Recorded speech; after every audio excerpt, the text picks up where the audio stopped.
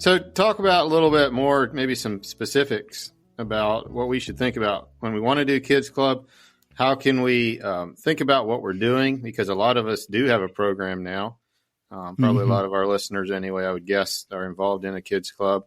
There's certainly been a big movement for that over the last 20 years. And I appreciate some of the goals that started that. It was a thing of reaching out and saying, hey, man, there's a lot of people in urban areas we haven't met. We haven't done anything. They don't get to go to church, and churches close in urban areas is what I see.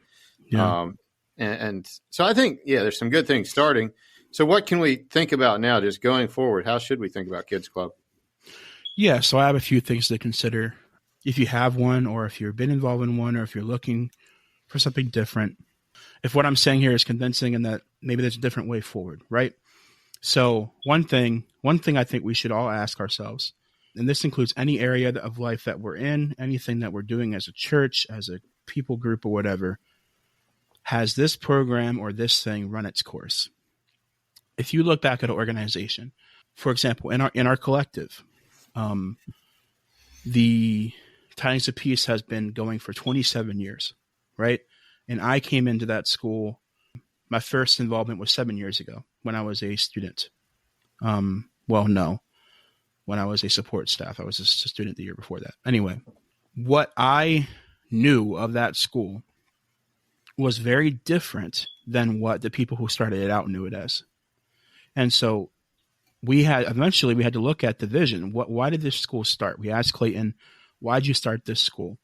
And then we realized we're not really doing what the original vision set out to do. And so we did some work to realign, maybe tweak and adjust. That's a very normal and sensible process to go through. Why is it that kids clubs don't do the same thing? And here's the thing. A lot of them do. But what we discovered at Urban Workers Retreat, people are beginning to evaluate, but they don't know where to go. They don't know what's out there, what options there are. They're not creative enough, whatever it is.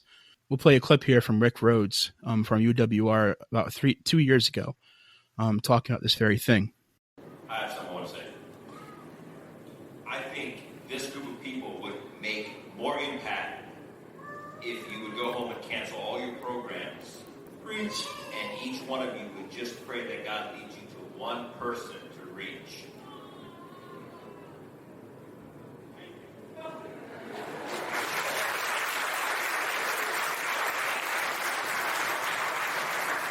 Programs have their place, but too often we care about the program rather than the relationship. So, you have to ask, if the system isn't meeting its own objectives, maybe the system's run its course. And if you don't even know what the objectives are, that's a really bad sign. Because I guarantee you, when that started out, people had objectives. Whether they were written down, whether they were understood, there was a purpose behind why it started. But so often that has lost it's been lost in the sauce. And you've heard already, I might question the objectives. I might not even like why it started. But it's better to have a plan and execute the plan than just move into a place and start spreading around all your light and salt, because y'all are not very good at it. It doesn't work out very well that way. Think public phone booths, fax machines, phone books, DVDs, Polaroids, GPS devices, paper maps. They all have utility. They all have purpose. People still use them. They still exist. But there are things that we look at today that have better uses and are more common, right? And so I compare kids clubs to those things because it feels like there are ways to reach a community that better serve most of them. There are some communities that I've gone to see their kids clubs, and I'm like, y'all are doing a really good thing here, right? And I think there's one in West Virginia that I really like. I went there and visited, and I'm like, you know what? These kids, they're having a great time. I think you guys are doing a great thing. But I am 100% convinced that there will be a time that is not the best thing for that community, because communities change. And so we have to change with them. Every program or system should ask themselves the question, does having a system get us where we want to go? Right? Is a system at all what this needs? Quad talked about this in the last episode. I'm not sure if it's in the one that's to post yet, or if he shared about it in the one that aired. There's obviously a part 2 coming out. But he talked about how he just felt like Philly had needs that were not being met through what they were doing there in Philly. And He gives a really good talk on that, whether it's coming out or it's already there. I don't think it's out yet, so we'll wait on that one. So it's coming. Teaser. Yep. So another thing is evaluating your resources. What are you using your resources for? As Rick shared there in a little snippet, he said you'd be better off just going home and reaching one person and pouring into them. And the whole point of that comment, as controversial as it was, I got a lot of emails. I drove out to Illinois to unpack that with a group because it stirred up a lot of questions. And to be clear, I agree with Rick, but is this the best use of resources? You have 20 people here that all want to serve Jesus and all know Jesus. That's important too. You have to have faith. That's when I'm going to get into the fact that some people were coming into York for kids clubs that weren't saved, and it was evident, and they weren't ashamed of it, and they're living lives today that show it. But just because we care about them, we let them be involved. And I'm like, that's not okay. It's not okay. You wouldn't do it for your kids in your Sunday school program, which maybe you would, but it's less common. Don't do it in the city where I'm from, right? Yeah, it's interesting. And so, yeah, it's far too common how often that will happen. But what resources and 20 people that are all on fire for God, that all mean well, that it may not be using the resources properly, is an incredible resource for the kingdom of God. That's right. And so when I go to a place, I was just in Illinois 2 years ago, great people, and they were evaluating, are we using ourselves in a good way? And this is why I drove out 12, 14 hours to go see them, because I was impressed by that. And I think they did actually have people move into the city there after all, and they were doing mentoring programs instead and whatever else. So that's to me, a victory to evaluate. We're not all being used the best way we can. Let's reorganize. Some questions to ask yourself. What impact would you have on a couch in your living room versus your church basement? I'll tell you what, going into a musty church basement for kids club is probably not as good as you making them a snack in your home, having them sit on your couch and having them a part of your home for an evening. And doing that every week for a whole year, sometimes for years, sometimes their whole childhood, is life-changing, right? That's right. You'll be invited to their weddings. You'll be invited you'll get to know their family. Their parents will get to know who you are, because any good parent will know who you are because they're in their home every week, right? So it's not hit and run. It's not jump in and jump out. You can't play on your comforts, because somebody on your couch that stains it or came and is acting up, or they're not happy with you, it feels differently when they're on your couch. Okay. And so it forces you to have an interpersonal connection with them. And it also raises up, the stakes. And that's really, really good. That's important if you're going to have a discipling relationship with this person, or if they're ever going to take up the cause and actually pour back into the relationships that are there. And so, for example, here in York, I have guys' nights. I've had several generations of them now. The current one is pretty small, but I'm also working full time in a different position than I was before. So it has to be small. And if any of these young men, and some of them did, wanted to take up more ownership, which they were invited to do many times, they weren't going to become a teacher in a system. They were not going to become a Bible school teacher. They just had to step up and take more ownership in my home, right? And sometimes we had it at their houses because they were taking ownership. They talked to their mom and say, hey, can we have a cookout here and have our guys group there? And we did that. Sometimes they brought money and said, let's go out to eat, and next time you guys bring money so we can all go out and enjoy together. They didn't have to take a role or title. They just poured into the group more. It was so common sense. It was like regular relationships, right? Put more into it and you'll get more back, right? Mm-hmm. And so anyway, neighborhood parks, rec centers, restaurants, are there neutral spaces that you can meet? Spaces, because one of the issues, like I mentioned before, is the soapbox method, that we get this potentially even unsaved Mennonite guy who's 16, 17, 18 years old, or girl, whoever they are, and we put them up on a box and we say, you're fit to teach children in Chicago. And I'm like, are you crazy? Right? And I'm not saying we shouldn't spread the love of Jesus at any age that we are. What I'm saying is that it may be more effective for them to be solid, Christ-loving, exemplary people that connect on an interpersonal level with them, than to think that they can somehow frame or tell the story of the scripture, which you're going to skip Jesus anyway, right? Probably, because he's the hardest to talk about when you're young, especially, or you haven't actually practiced, to do something on your couches or in the parks and end with a conversation about God.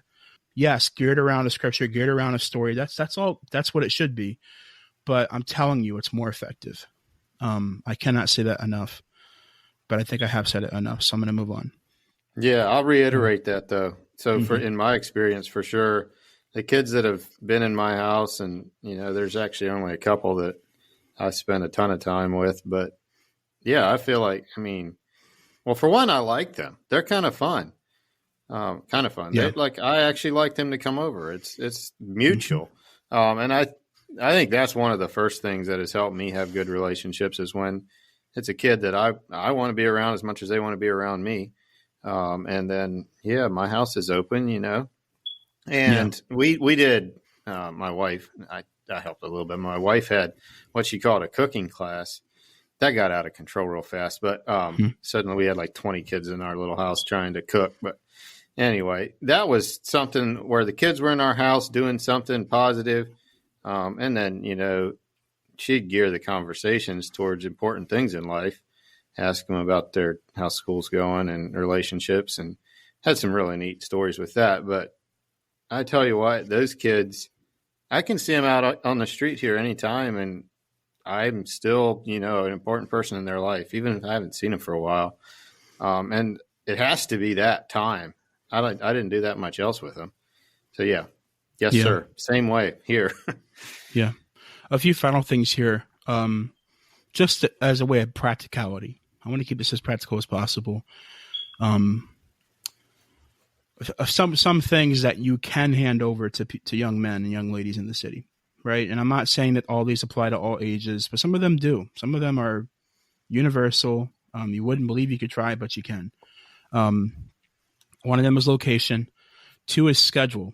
If you allow them to pick when the lesson happens, they're so much more interested and into it because they felt like they had a say in that. And so it's as simple as saying, do you want to have this in the beginning, the middle, or the end of our time? Right. And don't let them pick every week. Nail something down. Structure is important. But why are you the one deciding that? You don't have to. And the reason why you should let them do that is there's power in letting them do that. There's power in allowing them to do that. We can't do that in schools. In school, they come in the first day, they get their schedule, and that's it. There's structures created for them. In a living room of a group of people hanging out together, they certainly can have some say in what you're doing, right? 3rd is snack. Oh my goodness. Manny and Quad both touched on this. They both hated the snacks. No, what Manny said is that he liked the snacks in the homes, but he didn't like the ones at the clubs. And then Quad was just like the snacks were always terrible, right? And so there's a lot of potential in, again, doing this in your homes or in neutral settings. Let them have a say on the snacks. Ask them what they like. Get what they like. Just do it.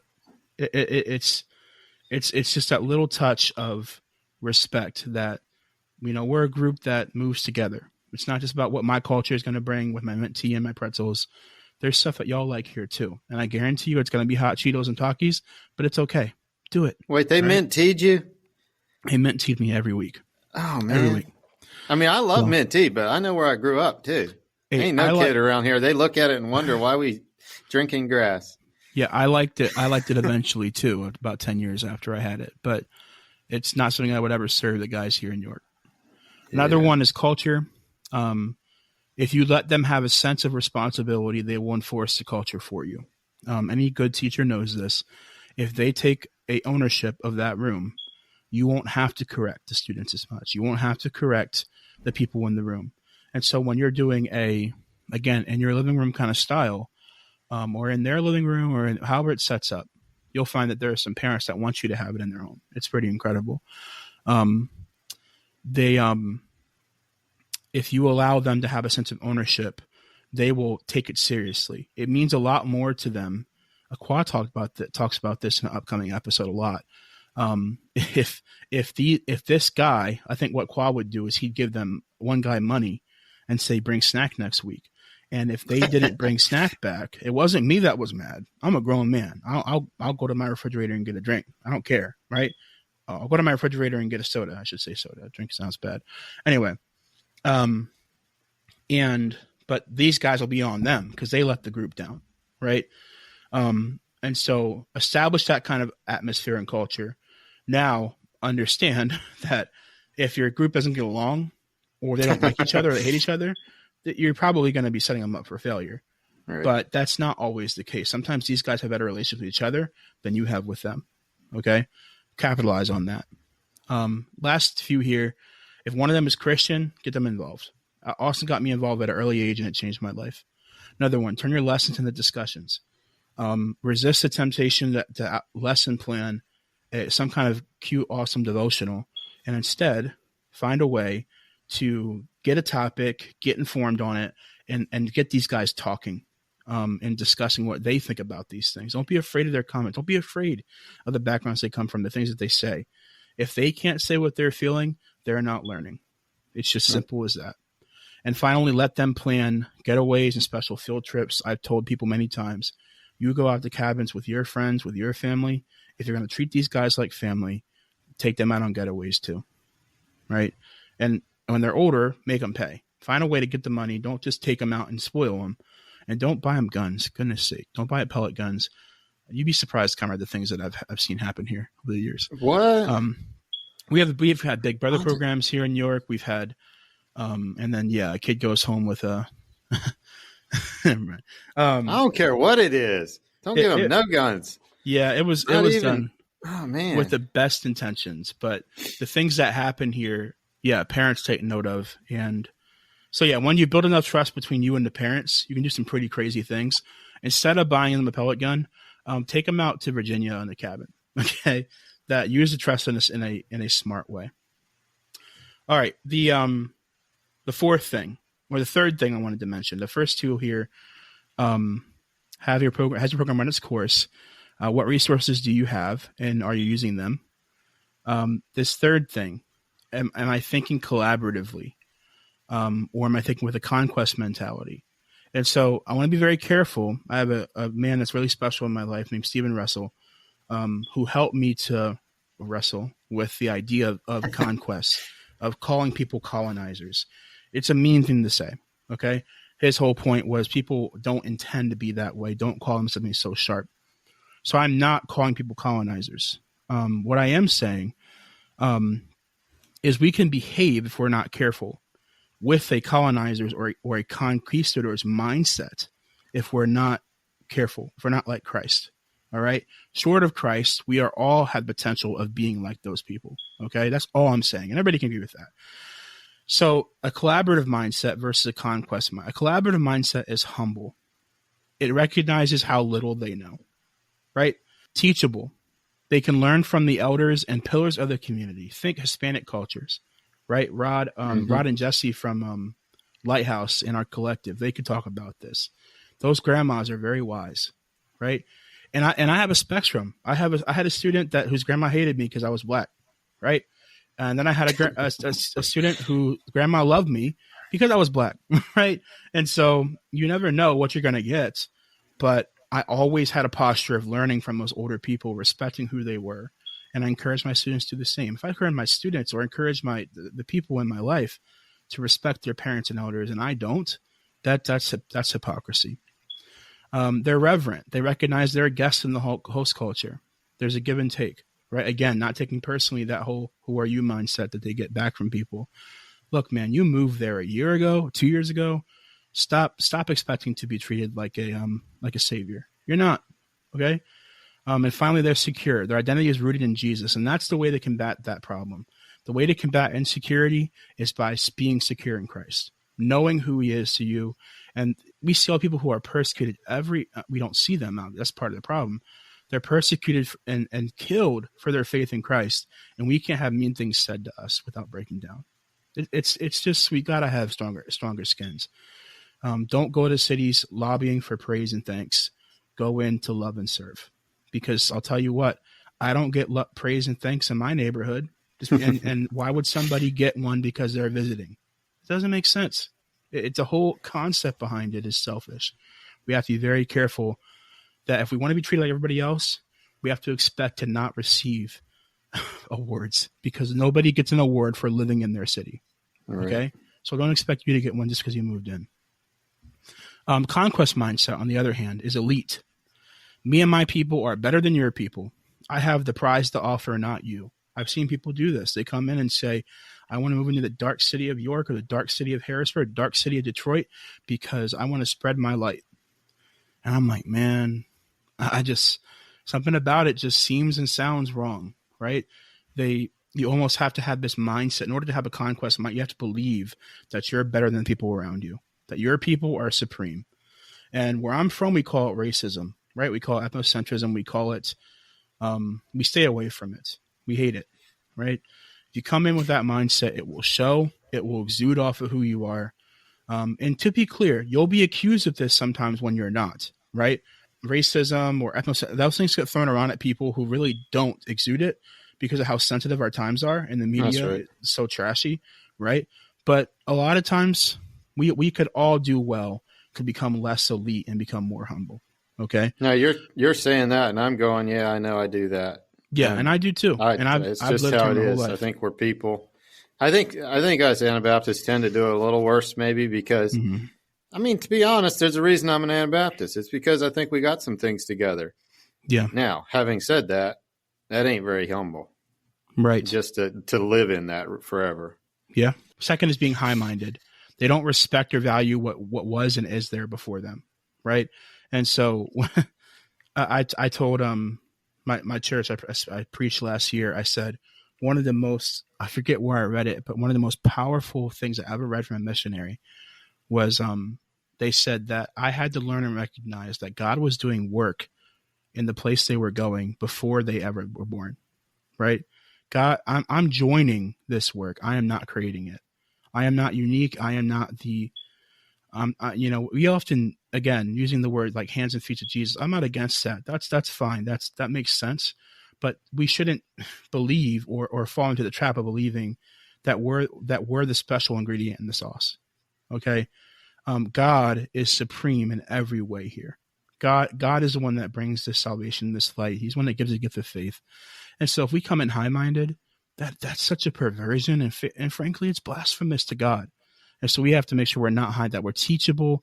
We're not high-minded. Third, this is my least favorite, is callous. They're indifferent to the wisdom that waits in collaborative efforts. They like the food, they like to dress up like the people in their culture. They like to talk like them and listen to their music and all these things. But the people are just the people. You know, they're criminals. They're dirty. They're whatever. People like this are the hardest for me to love and respect and to talk to on their level, because it's far too common. If we can be reverent versus callous, recognizing that, you know what, there's so much more here that I don't have, that I can gain and learn from. But I'm indifferent to the wisdom that you have. I had one time somebody ask me, is there even anything good in the city? Right? You talk about all the brilliance in the city. Is there even anything good there? I mean, without Christ, it's all pointless anyway, right? And I'm like, oh, well, yeah, your whole culture of Anabaptism, everything's pointless and worthless and evil except for God, right? They didn't like that, right? And so the way we talk about other people and their cultures, man, that makes a world of difference. I'm probably too easily offendable in this way, I'll admit, but a lot of people that are that way here. Finally, yeah, and good. I'm going to jump in on that one. So I really like to listen to you about that kind of perspective. That's one of the things I've valued about you, Keeshon, is being able to hear you say that part. And obviously I don't see it quite like you do because I'm not in your shoes, right? Mm-hmm. And so that's fine. I'm not trying to act like I do, but I think it is actually hard for me to listen to somebody else when some of the objectives we measure success with, you ain't got, right? And one of the things that shows to me is how I measure success. So if I don't value what you have to say about stuff, that means that I measure success in a way that doesn't fit you, right? Kind of, if that makes sense. And so it shows that, level of income is something I care about because I can write you off because you don't have income, or, it shows that relationships and people liking you somehow is a big deal, which is fine. I mean, all these things are okay, but it does pull out my values when I show what I'm indifferent to. Yeah, absolutely. So again, just to review those: humble instead of elite, teachable instead of high-minded, reverent instead of callous, and secure instead of insecure. This last one, insecurity, persecution mentalities, right? Why don't people appreciate or value me, right? I've seen this happen firsthand and over across many places. A big clump of Mennonites get together and they start to feel not appreciated, undervalued. All we ever talk about and care about are the black people in the city, are the people who live here. And I'm meant to feel less than for how I live my life. And I'm like, look, guys, if I ever make you feel that way, then I apologize, right? I don't want to make anybody feel unsafe or unloved. It's not loving. I want to serve every way I can, right? Love everybody equally. And I have failed many, many times in that area. And so if anybody comes to me and says, you make me feel insecure today, I believe them. That's maybe in a recent development in my life is to recognize that for me, I have such a loud and open and honest personality that I can do it to anybody, not just them. I do it to young men sometimes, the young people, that I'll minimize what their identity, unfortunately. But it's very important that for us personally, while fighting for other people to be validated and valued, we don't confuse ourselves to be the ones that have to protect our own validity, our own reputation, our own value. That's not what God told us to do on this earth. Okay. And so the only way to really succeed in this area is to have security in him, to know what we are in his eyes, to know what we are for him, and to know that we are actually way more loved than we think we are. Okay. We come from supportive groups and supportive families that they're hard to rival. Okay. And so we have to recognize that we have so much more than we believe we do after we just got cussed out by somebody. Right. So those are the four things, the four contrasts that can help us not be conquest with a conquest mindset and instead have a collaborative mindset, a mindset that's thinking collaboratively with the community as opposed to trying to go conquer the city. The last thing I want to mention here,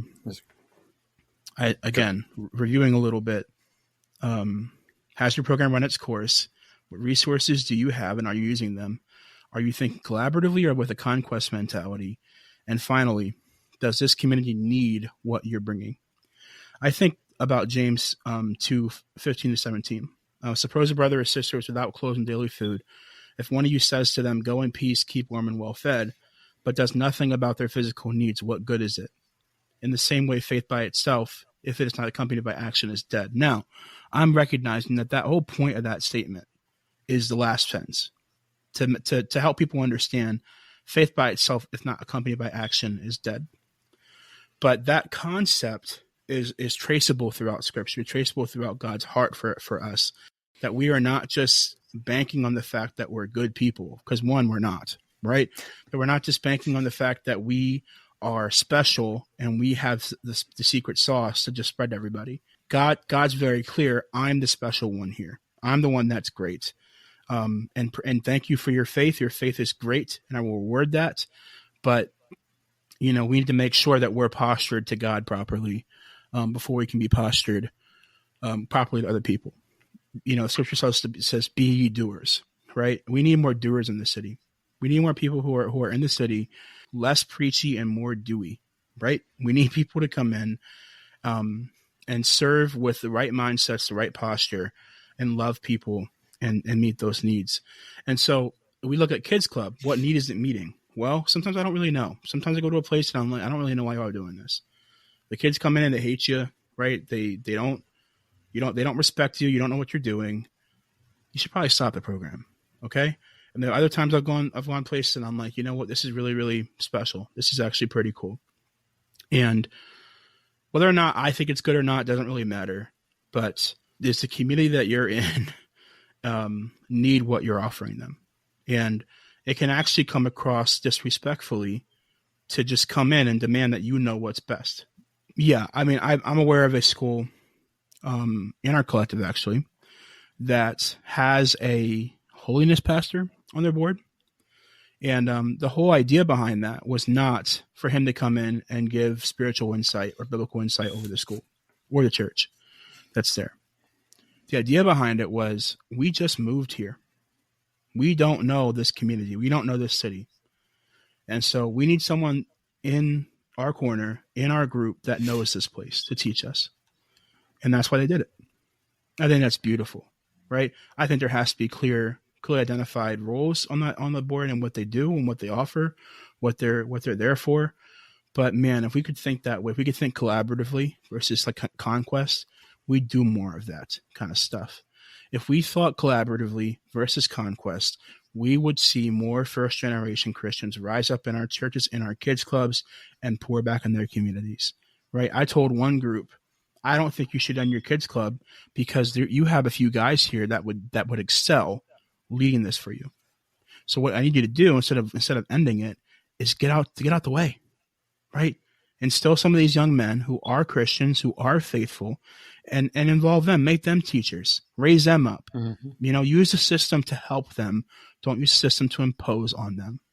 As long as your system is helping the people who are there, you won't hear a peep from me about whether or not it should exist. You might hear me criticize the way it's being done, the objectives, but if it's meeting a need, this is why I would never say close down that food shelter, close down that food distribution company, because people are hungry, right?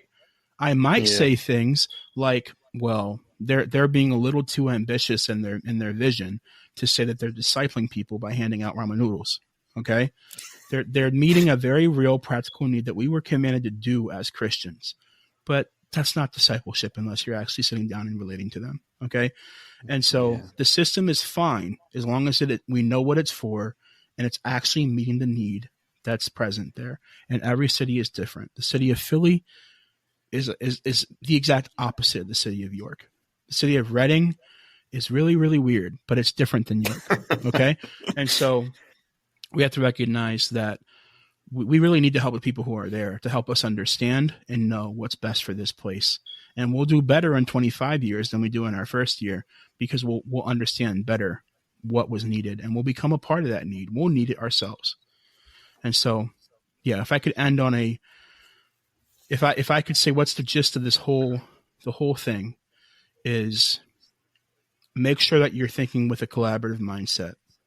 Because if you see the value in the people around you, if you recognize people that are there in that city, in that place, in that suburb, wherever you're doing, you're in a suburb, because some of these places, kids clubs are in suburbs. Mm-hmm. We're the Urban Kingdom podcast. We talk about cities, but they exist everywhere. Making sure that you come in postured as a servant and not as a wolf, not as a lion. Yeah, and I appreciate that. I think one of the things I keep hearing you say is get some data from your community, figure out stuff. And I'm real hesitant of that. For one, I don't necessarily want to hear all they have to say because they probably will have some things to say about me that I don't want to hear. Yeah. But yeah, get that data from the community, get some people in the community involved. I like the idea of getting a board member that's a community person.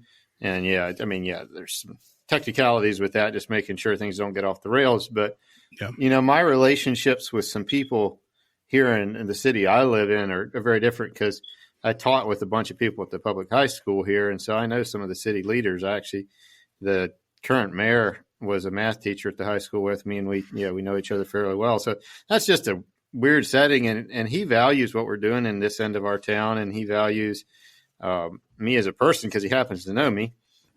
And he sees, I really appreciate when he says, hey, this is something your church could get involved in this end of town that I think needs doing. Yeah. Like that just, I don't know, that sets us up for success, honestly. He's lived here his whole life. He actually lives in this end of town. And so, he knows better than any of us. And if we can collaborate, there's your word, with him and with the local people, I think it really has helped us. Really helps me feel like I'm doing something useful. Yeah.